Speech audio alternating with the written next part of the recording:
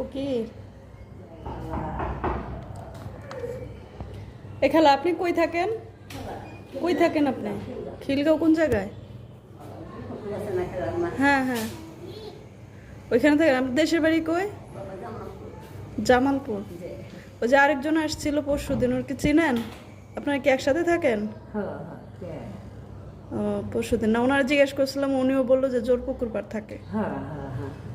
ওইখানে রাস্তার পাশে থাকেন না? ও আপনার ছেলে মেয়ে নাই? আছে বাবা, একটা ছেলে আছে দেশে। দেশে। তো আপনি এখানে ভিক্ষা করেন কেন? ছেলে খাওয়ায় না? হে চলতে পারে না। হে চলতে পারে না? মেয়ে আছে? আমার মেয়ে নেই, একটা ছেলে। একটাই ছেলে? একটা ছেলে ছিল, 9 মাসে বাচ্চা ছিল, জামাই মারা গেছে। আপনার স্বামী মারা গেছে? দুর্দর্শন মারা গেছে। যুদ্ধের সময়? ও